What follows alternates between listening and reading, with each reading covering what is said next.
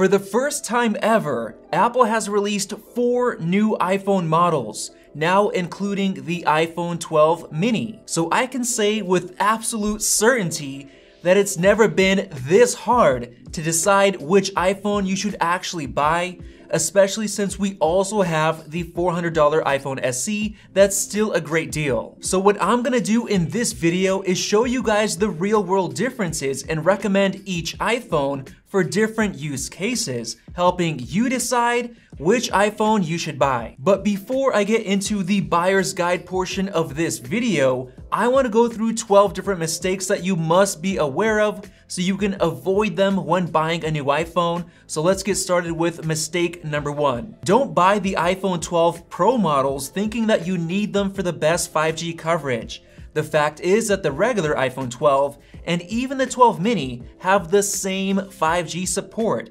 including millimeter wave 5G and everything else like Wi-Fi 6. So don't spend the extra cash on the Pro if that's all you really care about. Mistake number 2 is buying the iPhone 12 mini without considering the battery life impact. This phone is super small. In fact, smaller than the iPhone 6. So if you really care about battery life, I would steer away from the mini model and just pay $100 more for the larger iPhone 12. Mistake number 3 is buying the iPhone 12 Pro models thinking you need them for the better display, water resistance, or the thinner design.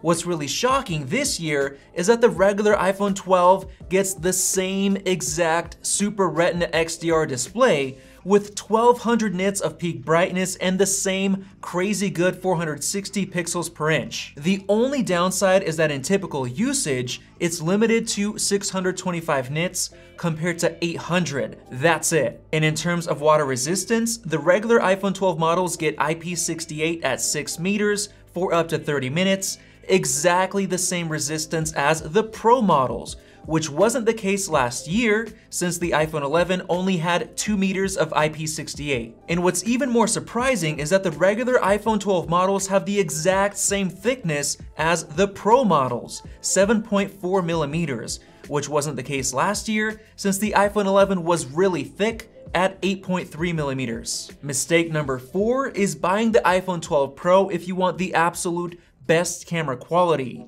The iPhone 12 Pro Max gets massive camera improvements, including a much better main camera sensor that is 47% larger and improves low light by a huge 87%. It also gets the brand new sensor shift stabilization feature, which is gonna make for super smooth video and sharp photos. And it gets an improved telephoto lens with a longer 65mm zoom compared to 52 on the 12 Pro. So definitely buy the 12 Pro Max if you want the absolute best camera quality, and it's great that it's only $100 more. For mistake number 5, if you're planning on buying one of the regular iPhone 12 models, don't miss out on the crazy good value storage upgrade. For only $50 more, you get double the storage up to 128 gigs, which is a must if you take a lot of photos and video. I currently have the 11 Pro Max with only 64 gigs of storage, and it's nowhere near enough, so I definitely recommend that $50 upgrade for the regular models. Mistake number 6 is considering buying the iPhone 11 Pro model for less cash now that the iPhone 12 is out, and my answer is a very strong no. Even if you can find the 11 Pro brand new for $800, absolutely 100% buy the regular iPhone 12 model instead, because it's got almost all the same features like the OLED display, but it gets even better camera quality, it's got much better cellular service, it's quite a lot thinner, and it's got the new design with the flat sides, which should be staying around for the next few years. So even though it's missing a couple of features like the telephoto lens, absolutely buy the regular iPhone 12 instead of the 11 Pro. For mistake number 7, don't buy third-party wireless chargers for the iPhone 12 lineup. You might not know this, but only MagSafe branded chargers from Apple and other companies like Belkin get the new 15-watt fast wireless charging. And on top of that, these new chargers support the cool MagSafe magnetic feature, so you can actually use your phone while it's wirelessly charging.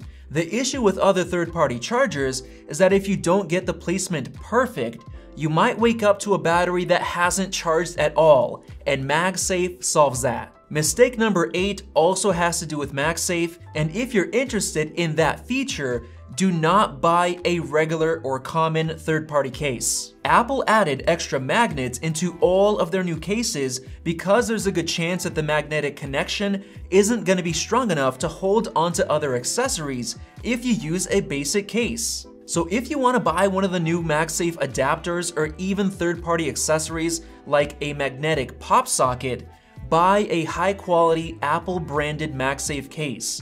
But if you don't really care about that, I'm gonna have a couple of great case options down in the description below. Now for mistake number 9, this one hasn't really been confirmed just yet, but according to a bunch of leaks, including leaked benchmarks, there's a good chance that the iPhone 12 Pro models will actually come with 6 GB of RAM, while the regular 12 models only get 4. For some people, this is a deal-breaking feature if the Pros actually get 6 gigs, making it more than worth paying extra for the Pro models. And in my experience, 4 GB of RAM on the 11 Pro just isn't enough because apps like Facebook would randomly close on me, so double check the RAM to confirm before you buy. For mistake number 10, if you need a new charging brick due to Apple taking it out of the box, do not buy Apple's 20-watt power brick. Instead, you should buy Anker's 20-watt fast charger on Amazon for 2 different reasons.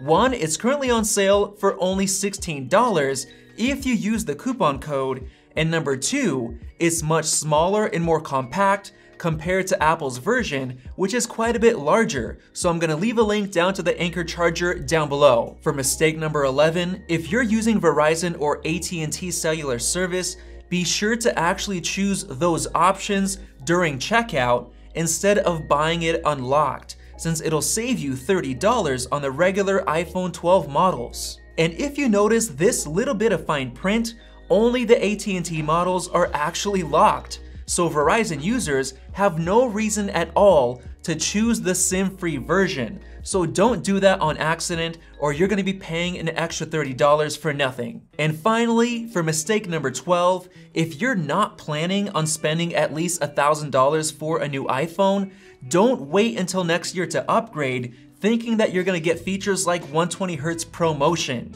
That feature is almost certainly only coming on the Pro models. And in my opinion, I think there's gonna be even less of a difference next year compared to everything we got with this year's regular iPhone 12. With that, let's get into the buyer's guide portion of this video, and I'm gonna start with the iPhone SE, which is priced at $399. This phone is really meant for 3 different kinds of people. Number 1 is for people who want a fast budget iPhone, like people switching from an Android phone. Number 2 is for kids or teens, since the size is small and the price is very low. And number 3 is for non-tech enthusiasts who are upgrading from an older iPhone, since the SE is very familiar with the home button and Touch ID, and upgrading gets you a fresh battery and a new fast-performing chip. Now moving on to the iPhone 12 mini, these are the people who should be buying this phone. If you want an iPhone 12 for the new design, the great camera quality,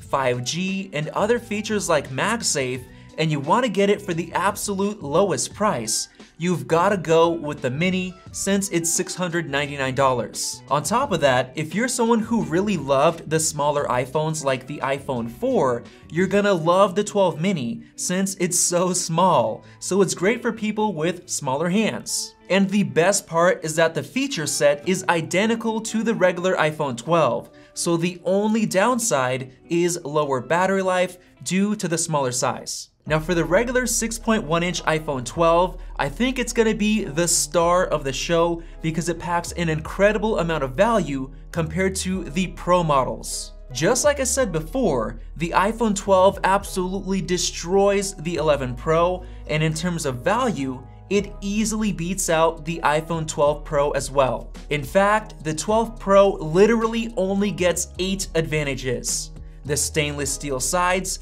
the telephoto camera, 800 nits typical brightness on the display compared to 625, the LiDAR scanner, potentially 6 gigs of RAM, 128 gigs of storage instead of 64, the Apple ProRAW feature, which isn't available yet, and Dolby Vision recording at 60 frames per second instead of 30. That's it. Because of that, I think most people looking at the iPhone 12 Pro should just go for the regular 12, since you could save $200 or $150 if you want to get the same 128 gigs of storage on the iPhone 12. We recently ran a poll asking people which iPhone 12 model they're gonna buy, and the 12 Pro was by far the least popular option, and that's because it barely improves on the regular iPhone 12. Moving on, I'm actually gonna skip ahead to who should be buying the iPhone 12 Pro Max before I finish off with the regular 12 Pro. First off, the 12 Pro Max gets the absolute best camera performance on any iPhone